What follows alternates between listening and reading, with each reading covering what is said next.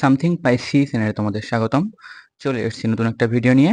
আর আজকের ভিডিওতে আমরা নবম শ্রেণীর গণিত বইয়ের ষষ্ঠ অধ্যায় অর্থাৎ পরিমাপে ত্রিকোণমিতি অধ্যায়টির প্রথম অংশ নিয়ে আলোচনা করব। যদি তোমাদের পরিমাপে ত্রিকোণমিতি অধ্যায়টি জানার প্রয়োজন হয় তাহলে এই ভিডিওটি তোমার জন্য। তাহলে চলো শুরু করা যাক।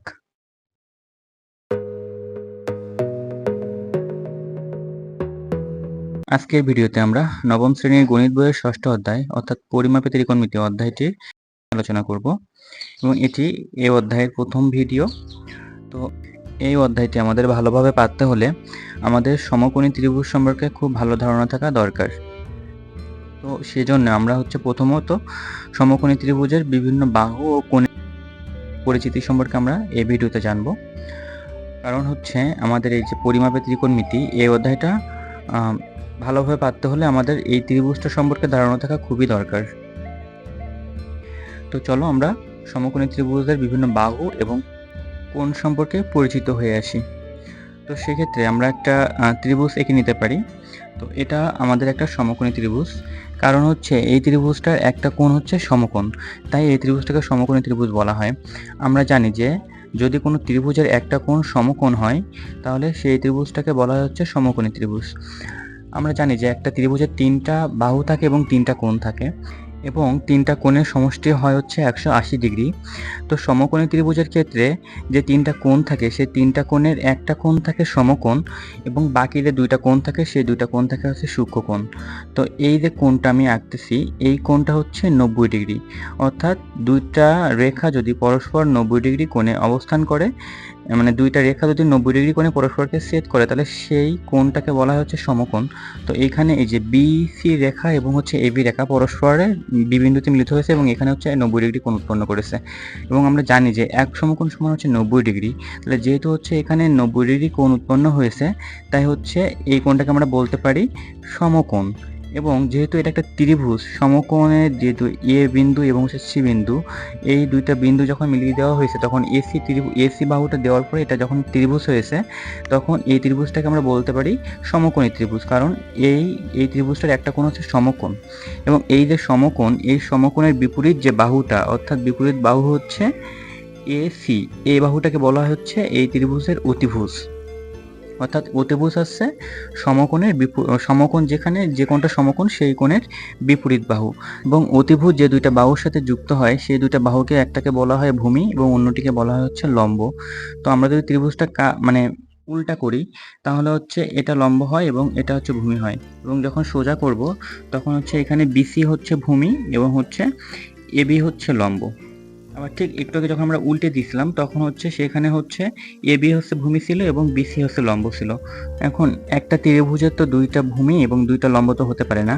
তো এই সমস্যা থেকে সমাধানের জন্য আমাদের অবশ্যই ভূমি অথবা লম্ব যে কোনো একটাকে আমাদের নির্দিষ্ট করার ব্যবস্থা করতে হবে। তো তার জন্য আমরা অতিভুজ এবং অতিভুজ এবং যে কোনো একটা রেখার সাথে আমরা একটা কোণ দিতে পারি। তো অতিভুজ এবং যে রেখার সাথে আমরা কোণ দিব সেই রেখাটাকে আমরা বলবো ভূমি এবং তার বিপরীত যে রেখাটা থাকবে, যে তার বিপরীত যে বাহুটা থাকবে সেই বাহুটাকে আমরা বলবো লম্ব। অর্থাৎ এখানে বিসি ভূমি এবং এসি অতিভুজ। তো অতিভুজ এবং এই বাহুটার সাথে যে কোণটা আমরা দিয়েছি অর্থাৎ এই কোণটা যে বাহুর সাথে থাকবে সেই বাহুটাকে আমরা বলবো ভূমি এবং এই কোণের বিপরীত যে বাহুটা থাকবে সেটাকে আমরা বলবো লম্ব। এখন এই যে কোণ আমরা দিয়েছি এই কোণের একটা নাম আছে, এই কোণটার নাম আমাদের সন্নিহিত কোণ। এই কোণটার নাম সন্নিহিত কোণ, অর্থাৎ এসিবি। এই কোণটাকে আমরা বলবো সন্নিহিত কোণ। এখন এই সন্নিহিত কোণ যে অতিভুজ এবং যে বাহুর সাথে থাকবে সেই বাহুটাকে আমরা বলবো ভূমি এবং যেহেতু এটা সন্নিহিত কোণ তাই আমরা এই ভূমি যে বাহুটা, সন্নিহিত কোণ যেহেতু ভূমির সাথে যুক্ত তাই আমরা ভূমি যে বাহুটা এই বাহুটাকে নাম দিতে পারি সন্নিহিত বাহু। তাহলে ভূমির আরেকটা নাম সন্নিহিত বাহু এবং এই সন্নিহিত কোণের যে বিপরীত বাহু এই বাহুটাকে আমরা নাম দিয়েছিলাম লম্ব এবং এই লম্বটা সন্নিহিত কোণের বিপরীত বাহু, তাই এই লম্বের আরেকটা নাম বিপরীত বাহু। তাহলে যে লম্ব সে বিপরীত বাহু এবং যে ভূমি সে সন্নিহিত বাহু। তাহলে আমরা ভূমি, লম্ব, সন্নিহিত বাহু, বিপরীত বাহু সম্পর্কে আমাদের একটা ধারণা হয়েছে। এখন আমরা এই সন্নিহিত কোণের বিপরীত বাহুকে আমরা লম্ব বলছি এবং একইভাবে এই যে সমকোণ যেটা 90 ডিগ্রি, এই সমকোণের বিপরীত বাহুকে আমরা অতিভুজ বলছি। এখন এই সন্নিহিত কোণকে প্রকাশ করার জন্য বিভিন্ন প্রতীক বা চিহ্ন ব্যবহার করা হয়। তো আমি এখানে যে প্রতীকগুলো ব্যবহার করা হয় সেটা হচ্ছে আলফা, অর্থাৎ প্রথম যেটা আছে এটা আলফা, তারপরে বি এর মতো যেটা দেখতে সেটা হচ্ছে বিটা, গামা, থিটা, ডেল্টা। এভাবে এই এককগুলো হচ্ছে এই সন্নিহিত কোণকে প্রকাশ করার জন্য ব্যবহার করা হয়।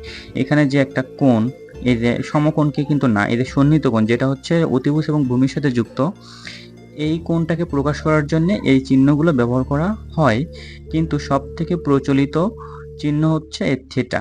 এই থিটা এককটা হচ্ছে সন্নিহিত কোণকে প্রকাশ করার জন্য সবথেকে বেশি ব্যবহৃত হয়। তাহলে আমরা এখানে এই থিটা কোণটাকে হচ্ছে মার্ক করতে পারি, অর্থাৎ এই থিটা কোণটা হচ্ছে সবথেকে বেশি ব্যবহার করা হয় সন্নিহিত কোণকে প্রকাশ করার জন্য। তাহলে আমরা এই ত্রিভুজে এখানে এই যে কোণটা, এই কোণটার পাশে এখানে লিখতে পারি, এটাকে থিটা দিতে পারি। তাহলে এই থিটা কোণ, অর্থাৎ আমরা বোঝাতে যাচ্ছি এটা যে এই থিটা কোণ ত্রিভুজের যে জায়গাটা থিটা কোণ থাকবে সেই কোণটাকে, সেই কোণ সংলগ্ন বাহুকে আমরা ধরবো হচ্ছে ভূমি, এবং অন্য বাহুটা তো অবশ্যই অতিভুজ, এবং ওই থিটা সংলগ্ন যে কোণ থাকবে সেই কোণের বিপরীত বাহুকে আমরা অবশ্যই লম্ব ধরবো। তাই আমরা এখানে লিখে নিয়েছি যে সমকোণের বিপরীত বাহু তো অবশ্যই অতিভুজ, যেটা প্রথমে বলা হয়েছে, এবং সন্নিহিত কোণের বিপরীত বাহু হচ্ছে লম্ব। তো এটা যদি আমরা এখন এই চিত্রে দেখি তাহলে এটা হচ্ছে 90 ডিগ্রি, এর বিপরীত বাহু হচ্ছে এটা, এটাকে আমরা বলেছি অতিভুজ, এবং যে সন্নিহিত কোণ যেটা আমরা ধরেছিলাম যে হচ্ছে অতিভুজ এবং ভূমির সাথে থাকবে, সেই সন্নিহিত কোণ এটা, এর বিপরীত বাহু হচ্ছে এর লম্ব। এটা আমরা আগেও দেখিয়েছি। এখন এই যে দুইটা সূক্ষ্মকোণ, এই যে দুইটা সূক্ষ্মকোণ অর্থাৎ বিএসি এবং হচ্ছে এসিবি, এই দুইটা হচ্ছে সূক্ষ্মকোণ। এখন এই সূক্ষ্মকোণ দুইটার মধ্যে যে কোণটা, যে সূক্ষ্মকোণটা আমার ভূমির সাথে লেগে থাকবে বা ভূমির সাথে সংযুক্ত থাকবে সেটা হচ্ছে আমার সন্নিহিত কোণ। তাহলে আমরা লিখতে পারি যে এটা হচ্ছে সূক্ষ্মকোণ, এই কোণটা হচ্ছে সূক্ষ্মকোণ, এবং একইভাবে সি কোণটাও আমার হচ্ছে সূক্ষ্মকোণ। তাহলে অবলিক দিয়ে আমরা লিখতে পারি সূক্ষ্মকোণ। সূক্ষ্মকোণ কেন বলা হচ্ছে? কারণ আমরা জানি যে সূক্ষ্মকোণ হচ্ছে যে কোণের পরিমাণ হচ্ছে 90 ডিগ্রির থেকে কম, 90 ডিগ্রি থেকে ছোট, তাকে বলা হচ্ছে সূক্ষ্মকোণ। অর্থাৎ এখানে এই যে বিএসি এই কোণটা এবং হচ্ছে এসিবি এই দুইটা কোণের পরিমাণ যদি আমরা করা হয় বা করি, তাহলে হচ্ছে এই কোণের পরিমাণ হবে 90 ডিগ্রি থেকে ছোট। তাহলে এই দুইটা সূক্ষ্মকোণের মধ্যে যে সূক্ষ্মকোণটা ভূমির সাথে সংযুক্ত থাকবে সেই কোণটাকে বলা হবে হচ্ছে সন্নিহিত কোণ। অর্থাৎ আমরা বলতে পারি এটা যে হচ্ছে সন্নিহিত কোণ সর্বদা সবসময়ের জন্য ভূমিকে নির্দেশ করবে। সন্নিহিত কোণ কখনো হচ্ছে লম্বকে নির্দেশ করবে না, এবং এই সন্নিহিত কোণকে অবশ্যই যেটা দিয়ে প্রকাশ করা হয় অর্থাৎ থিটা দিয়ে প্রকাশ করা হবে। এখন তাই আমরা এখানে লিখছি নোট আকারে যে সন্নিহিত কোণ সর্বদা ভূমিতে হয়। তো এটা তোমরা সবসময় মাথায় রাখবে যে সন্নিহিত কোণ সবসময় ভূমিতে থাকবে, এবং সেই সন্নিহিত কোণটাকে দেখে তোমরা বুঝে নেবে যে এই বাহুটাই হচ্ছে ভূমি, অর্থাৎ সন্নিহিত কোণের সাথে যে বাহুটা থাকবে সেই বাহুটাই হচ্ছে ভূমি। এখন আমরা নবম শ্রেণীর গণিত বইয়ের 144 পৃষ্ঠায় যে একক কাজটা দেওয়া আছে সেই একক কাজের যে শখটা, এই শখটা পূরণ করব, তাহলে তোমরা বুঝতে পারবে এবং তোমরা এতক্ষণ যেটা শিখলে সেটা তোমাদের ক্লিয়ার হবে। তো এখানে বলা হয়েছে একক কাজে যে হচ্ছে নিচের চিত্রগুলো থেকে থিটা এবং আলফা কোণের সাপেক্ষে অতিভুজ, বিপরীত বাহু এবং সন্নিহিত বাহু চিহ্নিত করো। অর্থাৎ সন্নিহিত বাহু আমরা বুঝি, বিপরীত বাহু বুঝি এবং অতিভুজও আমরা বুঝি। তো এইগুলো আমাকে চিহ্নিত করতে বলা হয়েছে। তো তোমাদের কিন্তু প্রথমেই বলা হয়েছে যে হচ্ছে থিটা এবং আলফা এই যে এগুলো হচ্ছে সন্নিহিত কোণকে প্রকাশ করে। তো এইখানে যদি আমরা ক ত্রিভুজটার ক্ষেত্রে দেখি তাহলে এখানে দেওয়া আছে থিটা, তো থিটা দেওয়া আছে অতিভুজের সাথে এবং নিচে একটা বাহুর সাথে। তো তোমাদের বলা হয়েছিল যে থিটা সবসময়ের জন্য অতিভুজ এবং ভূমি যে বাহুটা সে ভূমির সাথে সংযুক্ত থাকবে। তাহলে এই বাহুটাকে অর্থাৎ 15 সেন্টিমিটার, এই বাহুটাকে আমরা বলতে পারি যে এটা হচ্ছে ভূমি এবং এটা হচ্ছে অতিভুজ 17। তাহলে যে বাহুটা থাকবে সেটা হচ্ছে লম্ব। এখন এখানে বলা হয়েছে বিপরীত বাহু এবং সন্নিহিত বাহু। তাহলে আমরা জানি যে লম্বের অন্য একটা নাম হচ্ছে আমার বিপরীত বাহু এবং ভূমির অন্য একটা নাম হচ্ছে আমার সন্নিহিত বাহু। তো আমরা এখানে সেটা লিখতে পারি।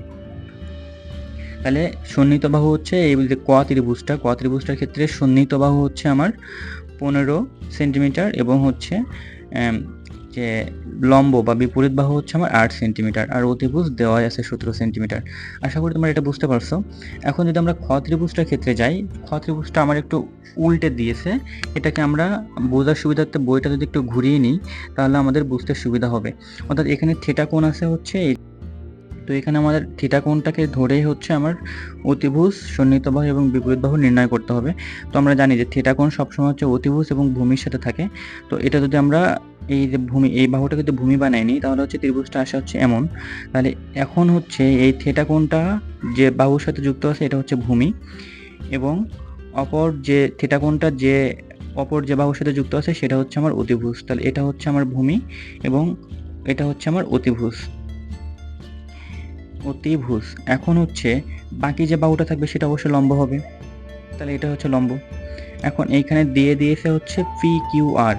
তাহলে হচ্ছে আমরা লিখতে পারি যে, এখন যদি আমরা বইটা ঠিক করে নিই, যেহেতু আমাদের লেখা শেষ, বইটা ঠিক করে নিয়ে আমরা এখন লিখতে পারি যে খ ত্রিভুজটার ক্ষেত্রে এখানে অতিভুজ হচ্ছে P। অতিভুজ হচ্ছে P। তাহলে আমরা এই বক্সে এই ফাঁকা জায়গাটা এখানে লিখবো যে অতিভুজের মান হচ্ছে P। তাহলে এখানে লিখলাম P। এখন হচ্ছে বিপরীত বাহু। তো এখন এই বিপরীত বাহুকে আমরা লিখতে পারি Q। সরি, বিপরীত বাহু হচ্ছে লম্ব। তো লম্ব রূপটার নাম হচ্ছে বিপরীত বাহু। তো এখানে লম্ব হচ্ছে R। তো এখানে P হবে না, এটা হবে হচ্ছে R। তাহলে আমরা বিপরীত বাহুর এখানে লিখবো হচ্ছে R, এবং হচ্ছে যে সন্নিহিত বাহু, অর্থাৎ সন্নিহিত বাহুর একটা নাম হচ্ছে ভূমি। তাহলে আমরা এখানে লিখবো হচ্ছে সন্নিহিত বাহু হচ্ছে Q। তাহলে আমরা খ ত্রিভুজটার ক্ষেত্রে অতিভুজ, সন্নিহিত বাহু এবং বিপরীত বাহুর মান আমরা পেয়েছি। এখন যদি আমরা গ নম্বর ত্রিভুজটার ক্ষেত্রে হিসেব করি তাহলে এখানে দুইটা ক্ষেত্রে হিসেব করতে বলছে। একটা হচ্ছে থিটা কোণ ধরে এবং একটা হচ্ছে আলফা কোণ ধরে।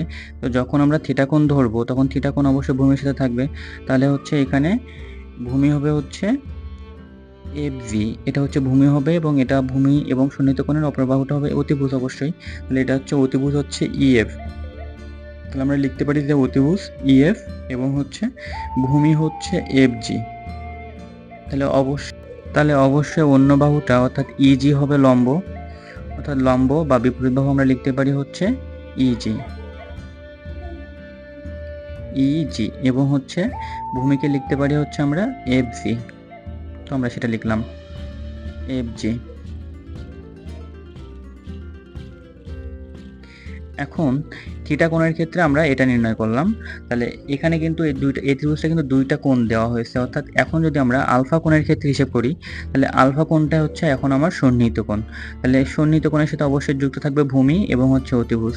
তাহলে সন্নিহিত কোণের সাথে যদি ভূমি এবং অতিভুজ যুক্ত থাকে তাহলে এটা যদি অতিভুজ হয় তাহলে এটা অবশ্যই ভূমি। তাহলে এটা অবশ্যই ভূমি হবে। তাহলে আমরা ভূমিকে মার্ক করলাম যে এটা হচ্ছে ভূমি, এবং তাহলে এটা হবে অবশ্যই লম্ব। তাহলে এই ক্ষেত্রে আমরা লম্বকে আমরা বলতে পারি হচ্ছে FG, এবং হচ্ছে EF অতিভুজ দেওয়া আছে EF। তাহলে আমরা হচ্ছে বিপরীত বাহু বা লম্বকে বলতে পারি আমরা এই ক্ষেত্রে FG বলতে পারি, এবং হচ্ছে ভূমিকে বলতে পারি হচ্ছে EG। অর্থাৎ এটা হচ্ছে EG, সন্নিহিত বাহু বা ভূমি হচ্ছে একই নাম। তাহলে আমরা এই বাহুটাকে বলতে পারি হচ্ছে EG, অর্থাৎ এটা হচ্ছে সন্নিহিত বাহু বা ভূমি। ধন্যবাদ ভিডিওটি দেখার জন্য।